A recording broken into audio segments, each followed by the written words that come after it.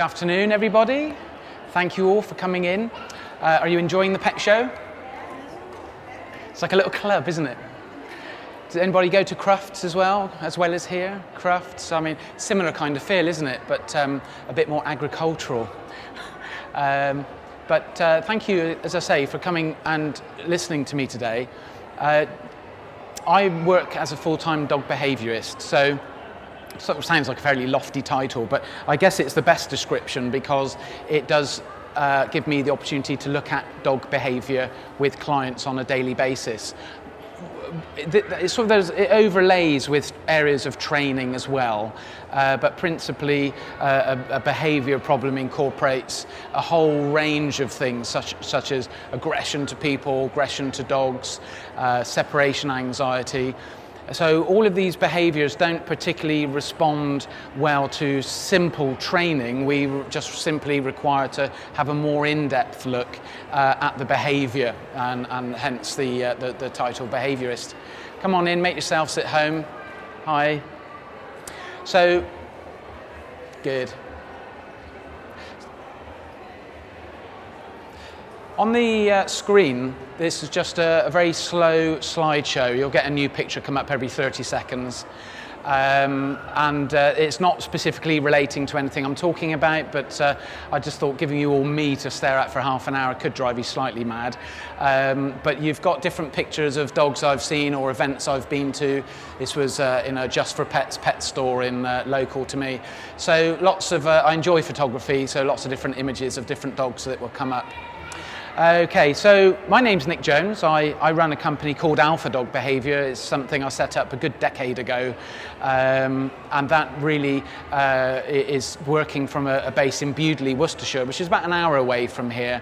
But I travel so much that when I had the opportunity to talk here, it seemed perfectly reasonable to do that. Do come in and sit down. Yeah.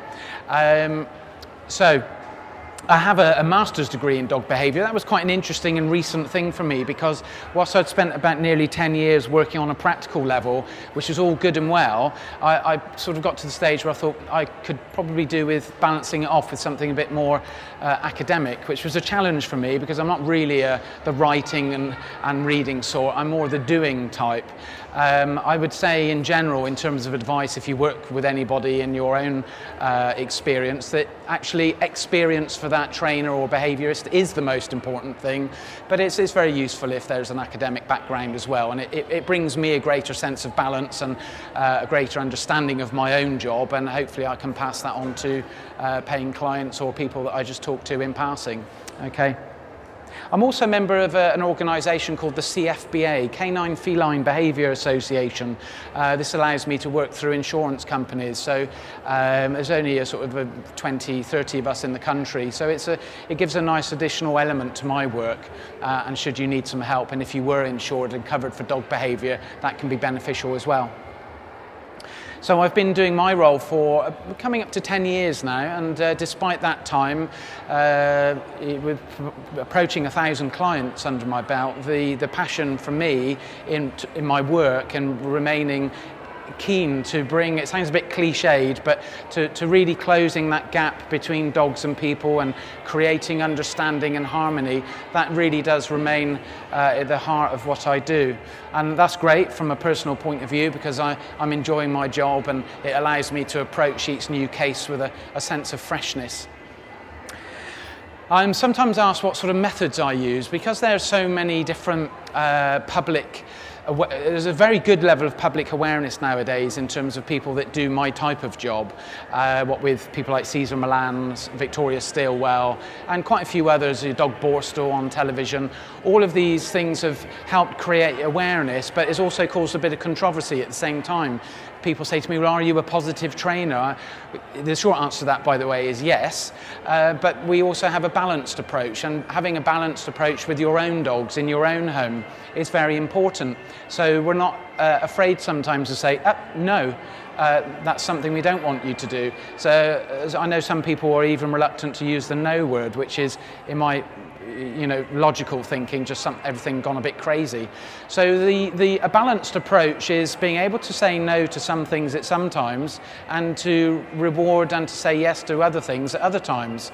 And through this sense of, that's my border terrier, leaping for the ball, which is just out of the frame, on a beach in Jersey. She's mad.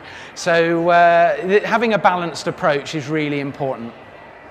And that's something I continue to strive for and to check myself.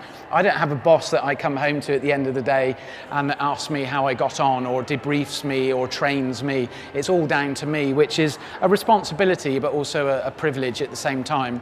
But it just ensures, for the benefit of you really and your dogs, that I keep myself abreast of modern methods and different thinking that's out there. Because there isn't one way, there are many different ways. Okay. And one way might be right for one dog, but it's not necessarily right for the other or the next. So I have today a half-hour slot to talk to you. It's a very short period of time really, because usually I would spend 3-4 hours addressing a specific subject. But in the process of thinking about what to talk to you today, I thought, well, there's a whole host of different behaviours, but a subject which remains close to my heart with every job, and it's where we start usually, is to look at basics and the foundations, making sure that the basics are in place and that the owner is not trying to run before they can walk. And if there are specific behaviour issues, that we're not losing sight of the foundation. Because as in many things like building a house or other analogies, that we need to get good foundations first before we can start getting all working on to decorating. So the 3 areas I'm going to look at today are back to basics and foundations, separation anxiety. This comes up quite a bit because it's quite a broad subject and it incorporates areas of being able to leave the dog or not being able to leave the dog. That's a well worth area to look at briefly, and also that of the recall. Some dogs just won't come back. Now they'll either got a chihuahua on the front row, sort of distracting me no end. I just want to go up and give it a mooch. But yeah, the recall's really important as well. If we can have a dog that comes back promptly, and some dogs don't come back at all, then there can be quite a wide variation in any of these problems.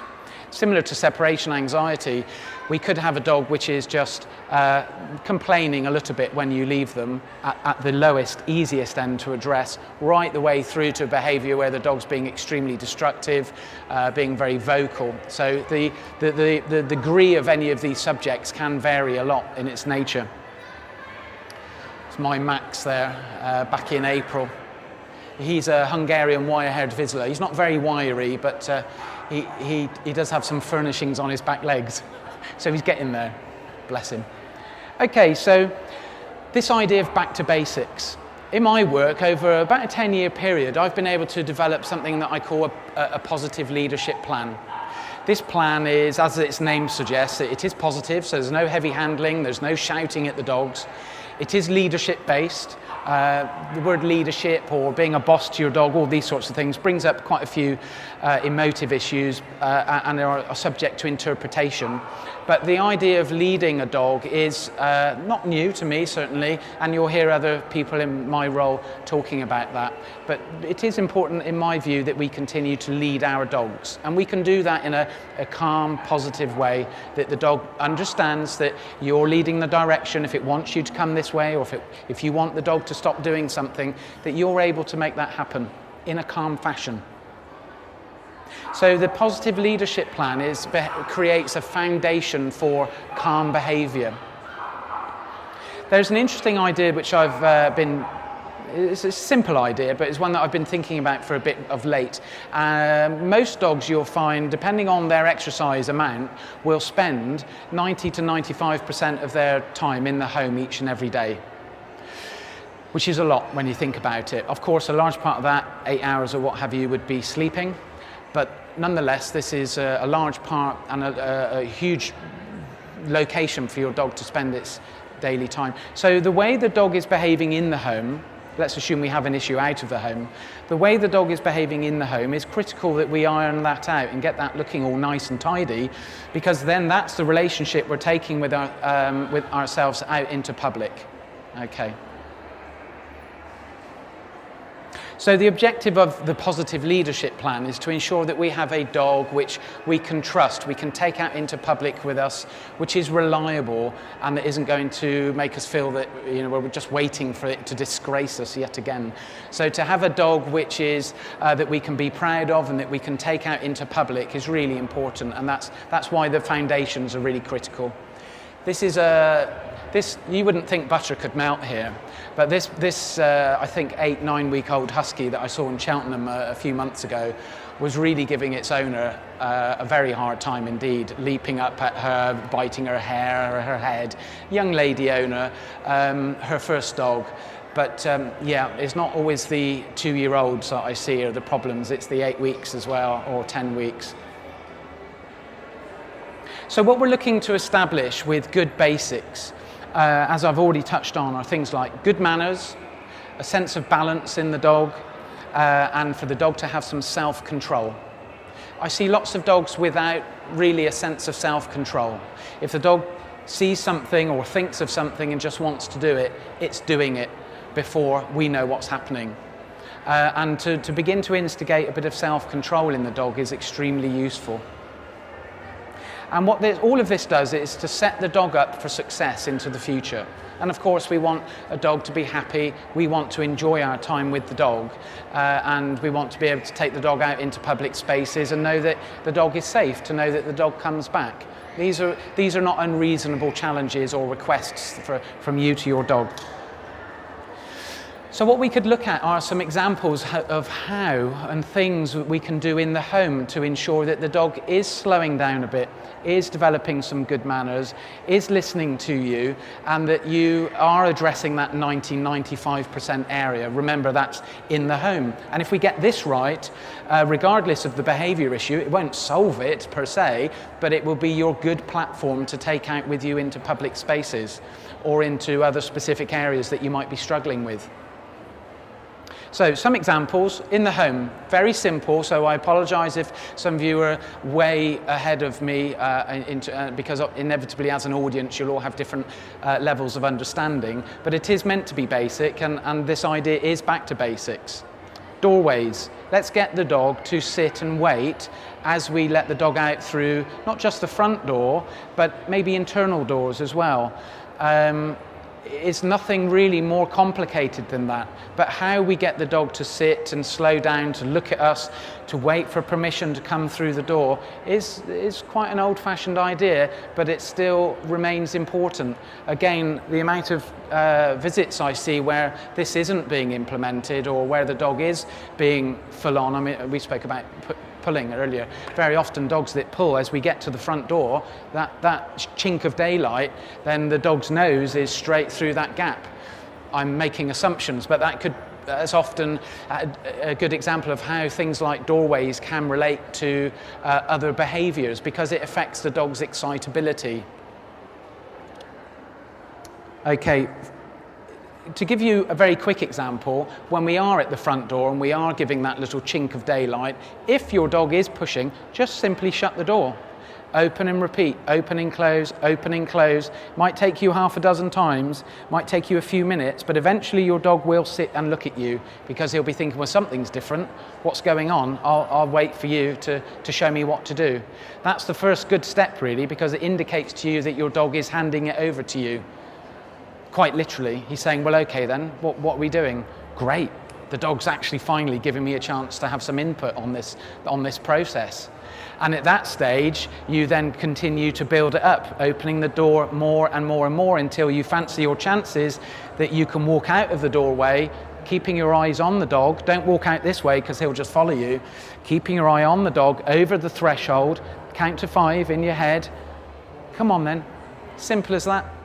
But making that happen can actually transform quite a few different behaviours, and leaving the home is an important area in my view. And experience, this isn't just a view I've got which I've come to, rant on about. This is all based on experience. Let's look at feeding the dog. There are two elements in food in a home. It's when we feed the dog and then when we eat as well. So when we feed a dog, very simply, put the food. Let's imagine that we're in the hallway here and we're about to feed the dog here. I would usually ask the dog to sit up somewhere about 6 to 10 feet away. Just very straightforward. Ask the dog to sit and wait. If he's not waiting at all, ask somebody to hold the dog on the lead. Very straightforward. You can imagine the person isn't there, but that person is holding the lead. Then we're issuing a simple wait command. We're able to put the food down on the floor. This isn't a big test, it's just basic manners, remember. Stand back, count to 5. Again, 5 seconds is a reasonable period of time. And then to give the dog the OK command, or on you go then, have your dinner, however you like to do it. And that person then could let go of the lead as the dog runs up onto the food. Ideally, we would start these things at puppyhood. So the dog's very young and very impressionable and doesn't really question what you're asking him or her to do. But with older dogs, these can be issues as well. And I know, again, to some of you, this sounds utterly rudimentary, but I'm still seeing on a regular basis this sort of behaviour which actually isn't in place and that we need to address to enable us to work up to bigger behaviour issues that I've been asked to help with. When we eat, we're looking again for just good manners, ensuring that the dog is not encroaching upon your space. As a rule of thumb, I would suggest that the dog is 6 to 10 feet away from you. Not under the table, not sitting on a seat up at the table, saw that last week. And understanding that this is your time and your space to eat. Okay, and some of you may have dogs that actually might be under the table and that you don't have any behaviour issues. I'm not telling you should specifically stop doing that. But if your dog did have behaviour issues in some other unrelated area, then again, I would be coming back to these basics. And I would be checking what sort of relationship you're having with your dog. Because when you do wish to address that specific behaviour, your relationship with the dog will come into question. Okay. I would also avoid some of the other obvious errors, such as feeding the dog from your plate, treating the dog, giving the dog a quarter of your toast in the morning, or just these things that in themselves we get the odd smile occur as we go along. But these things in themselves won't ruin the dog, but the question is, are there other bigger issues that we wish to come on to and address? And are we going to be looking at the whole relationship and set up in more detail? Greetings and departures. Remember, we're still looking at some basic behaviour here, your basic platform to allow you to move on and look at other areas. So the way we greet a dog, again, is very important, because what we might be doing inadvertently, but because we're so happy to see our dogs and our dogs are happy to see us and it's such a lovely experience, is that we overexcite the dog. We give the dog too much fuel. There we go. And then it can lead into excessive behaviour generally, okay? And so when we have a dog that we're stoking the fire with by giving it excitement, then I would encourage you to ignore and to wait. Wait for the dog to settle down. I'm not saying don't engage with your dog, I'm just saying give it some time to settle down. And then we can call the dog over to us, ask it to sit, which should ideally equal hello, rather than jumping up in an excitable state. And then we can reinforce the behaviour we do want. Very straightforward, but really useful ways of bringing out of the dog the aspect of your dog that you would like to be seeing, which is calm, a bit more self-control, not a robot, not a dog that you're shouting at and losing your temper with, but just something that's nice, something that's balanced. Something that you feel confident to live with. Sleeping and rest locations, again, quite a few varying thoughts on this. Where your dog sleeps, I'm not anti-dogs on beds, just to say, I'm not anti-dogs on sofas either, but these privileges should be occurring when you request them.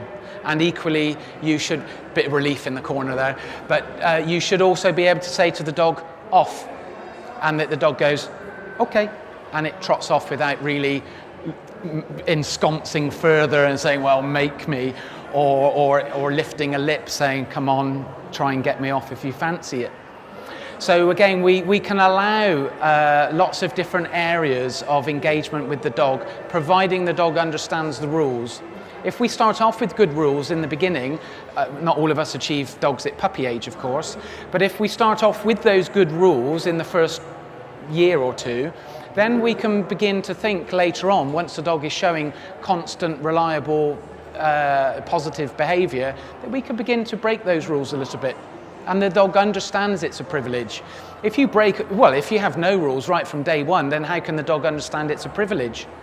And the dog may, not saying it will, but it may, and from my perspective, I only see problem dogs, so it does tint my view, but the dog may then start to take on a slightly more dominant or controlling attitude towards that area, such as the bed, or to a certain area in the hallway where it's always laid down, and as you walk by, he's sort of growling at you. I saw that just last week. Tibetan Terrier, who'd think it in a Tibetan Terrier, but this dog was extremely possessive.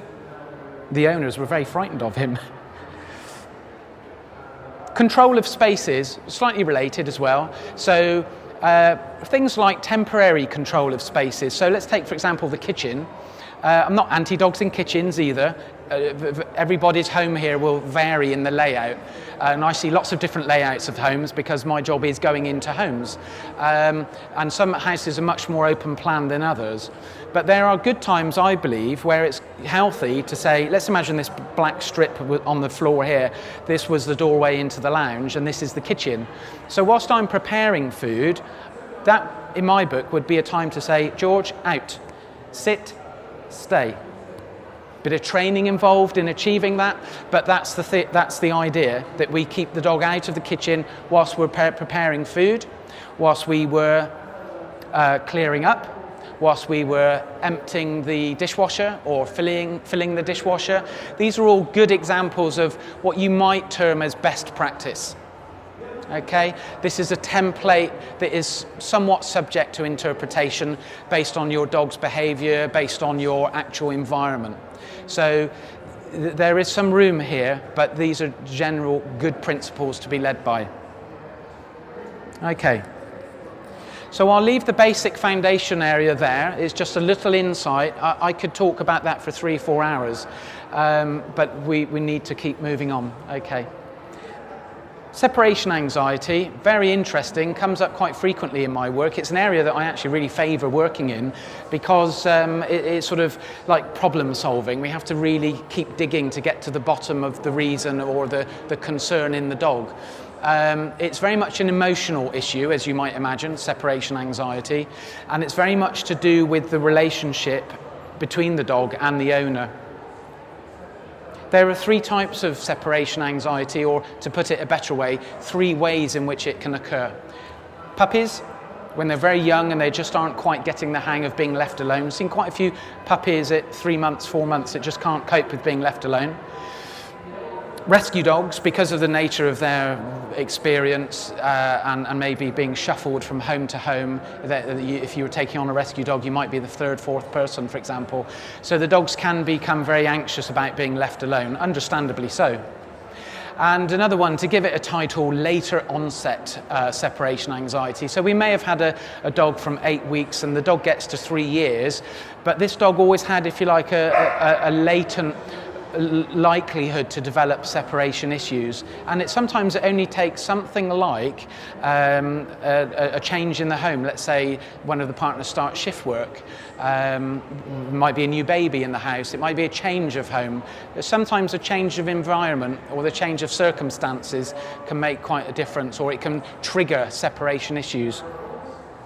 And very often I find that the amount of time and effort that's really required to overcome a serious case of separation anxiety can be quite profound.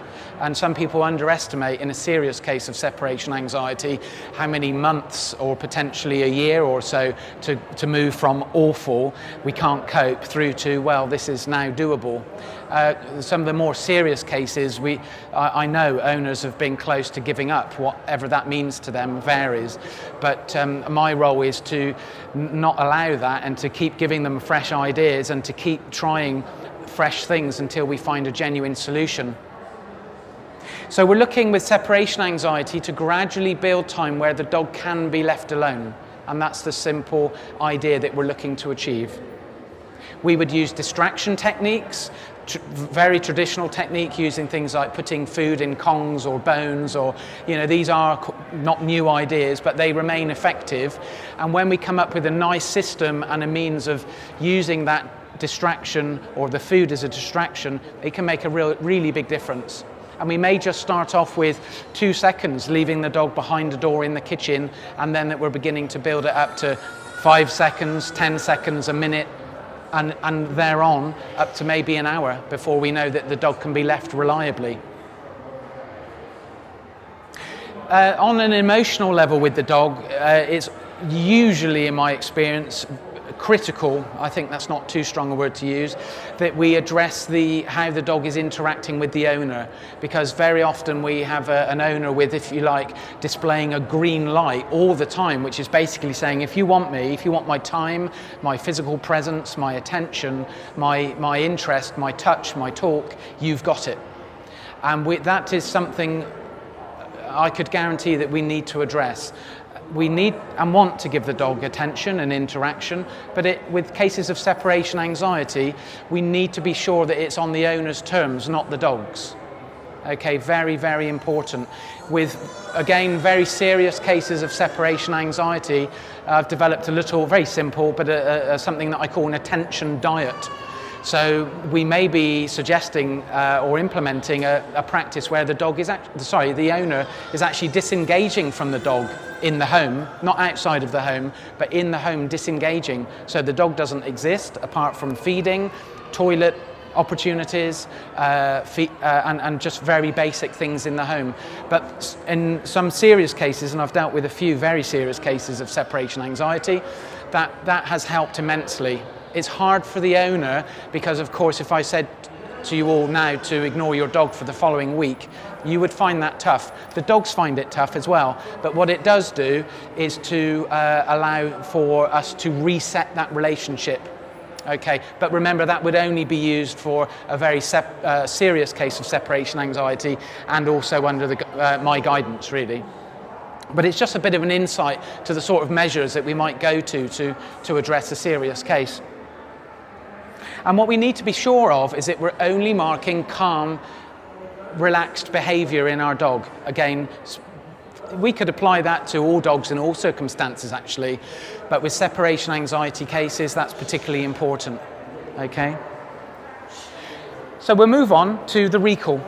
The recall is, in public spaces, critically important, because let's say we had a dog with a dog-to-dog aggression, or aggression to people in public spaces. You would ideally like to be able to let that dog roam in public, and for you to know that you would be able to avoid problems by calling the dog back to you promptly. And so the recall is really useful.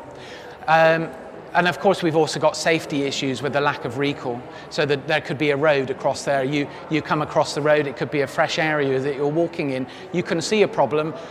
Most dogs don't really understand how dangerous roads are. And so if you're able to call your dog back to you quickly and reliably, that's extremely useful. And so it allows us to give the dog more liberty, more exercise. Therefore, we're taking back a dog which would be calmer, less likely and less prone to exhibit other behaviour issues. So the recall is so important in so many different ways that I wanted to cover it with you today briefly. But there are 3 main headings I bring the recall under. 3 things that you'll need, really, like a little mini checklist. You'll need the motivation, the means, and the reward. And I'll go back and we'll talk about those. So the motivation is really looking at tools that you can implement, such as the traditional one as well, I'll have food on me. Other things, quite different, could be toys. It depends on what your dog is motivated by. It might be a mixture of all of them. We also need to think about our body language when we're calling a dog back to us or greeting a dog. We need to think about our facial expressions. They need to be open and bright and positive and engaging and welcoming. We need to think about our voice. And again, I know to some of you this might sound all very, very basic, but all too often these areas are coming up where I'm thinking, he's not doing it, she's not doing it, you're just being so boring. I might be saying in the most polite fashion to my customer. So what we're looking to do is be more extrovert, more exuberant. You don't need to be the nutter in the corner in the field calling your dog, but sometimes you just might need to sort of have a self-check to make sure that you are actually inviting to the dog, that you are engaging the dog sufficiently, okay? If there are little leaflets on your seats, on the back of the leaflet there's details of a YouTube channel which I own, and there are quite recent videos of me talking about body language and use of the whistle and things for recall, so it does go into a bit more detail there as well. Let's talk about the means to make the recall happen. By the means, invariably I would be using some sort of training line. Very traditional. Probably goes back to the time that man was first started training dogs, but time after time after time, the training line would allow you to remain connected to your dog for the first few weeks, whilst you are preventing your dog. In essence, the line prevents your dog from ignoring you. So let's say we're calling George the Labrador 20 feet away. I've got all the food, I'm using all the body language, I'm looking like and sounding like a nutter, but he's still ignoring me.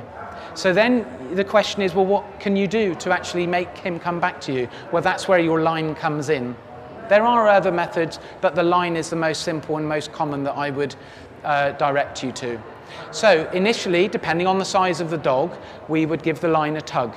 Okay, we're not looking to lift the dog off the feet, nothing rough required at all. Only for the dog to be looking at you. Only for the dog to be looking at you. And once he's looking at you, then we can employ all those other methods again. If he's still showing reluctance, then we can, if necessary, wind the dog in. If he's still showing resistance, another technique you use, a bit of a trade tip for you, is that I begin to feed the dog its full daily requirements of food, and I might change the diet as well, in public, in response for returning to my recall efforts.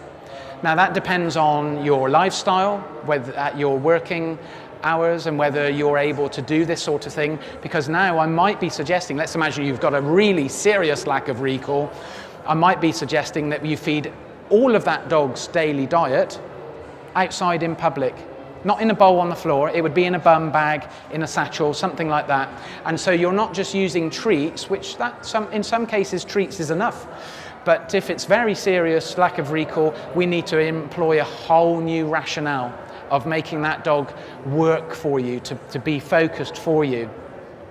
I have quite a lot of success, I have to say, with that method. Long line, visiting all the other things that I've talked on, body language and speech and what have you, but to get that dog, when you call it, to know that you're not just producing a bit of kibble or a bit of schmacko, actually you've got a 50th of his daily intake, let's say, and that you might well be doing 50 recalls per day to get through all of that daily amount.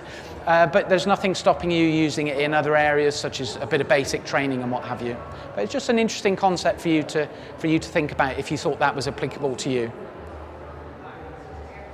So I think, and then that leads me into the idea of the reward, making sure that the dog is adequately rewarded, which I think by that 100% feeding is a bit dramatic, that approach, but we can increase our dramatic response to the dog depending on the severity of the problem. Okay. Other ideas to reward the dog, as I touched on earlier, could be things like toys. Don't forget that things like your eye contact, your touch, your speaking to the dog, depending on your dog's individual motivations, can make a big difference. But once you've established what your dog's individual motivators are, you might think you know what they are at the moment, and you could well be right, but explore, keep exploring, especially if it's with food. One dog, I remember a pointer a few years ago, would only truly recall for crispy bacon whilst it was in my care for a week or so. And so there I was every morning like a mug on the cooker making crispy bacon. But that dog went back with 100% improved recall, and it was very reliable. So think outside the box, as they say, look at lots of other different ways and means, and that could just be the magic spot for your dog. So let's think about a conclusion. Surprising how half an hour goes, isn't it? It's very quick. Don't lose sight of the basics. in today's world where we're very sophisticated with our understanding of dog behaviour, where we're spoilt for books, DVDs, television programs, all espousing their own methods and approaches, which all have their place. I'm not knocking any of them. But in that process, we sometimes get a bit lost. Quite common, actually, for me to work with people that say, well, I've got all the books, you can see them all in the bookshelf, you know, you can see all the DVDs, but they're still struggling with basics. So the basics are good manners, politeness, biddability. Is the dog looking, listening to you, showing you a bit of self-control? And some of the basic areas that I touched on, feeding, doorways, spaces in the home, these sorts of areas can help greatly with those basics. And then once you've addressed your basics, you're in a good position to go on and do more complicated or serious work, whether that's aggression to dogs, aggression to people. To Welsh or Irish, I can never get it right, terriers fighting each other in the house, litter mates. See quite a bit of that. People with litter mates, dogs end up fighting each other. These dogs, of course, would not give up. They were really intent on pretty much killing each other. There's a case behind every one of these dogs, so I could stand here and say, yes, border terrier, you know, lack of recall, aggression to dogs. But it is sweet, isn't it, to see how some of these dogs look at you. So if you have any other serious cases that you'd like to talk to me about, I am on a stand at the show today. I know I've spoken to you a couple of already, but I'm in the far corner. You go through this hall, through the reception area where the loos are, and then down at the bottom left-hand side. And I'll be there until 5 o'clock. Very happy to take any questions. You can find me on Facebook. There are details on the back of these brochures or flyers. I'm also on Twitter. I enjoy social media. I try to be a modern runner of my business, but I enjoy social media. On Facebook, it's really my main channel or means of communicating with people. Thank you, folks. And I like to give updates where it's appropriate. It's not always, but I like to give photographs and a description of the dog I've seen that day. And if people ask me questions, you know, I don't have a problem at all doing what I can to help you along the way. Okay, so thank you all very much for listening, and I hope that's given you some insight as to my role and the idea of dog behaviour. Thank you.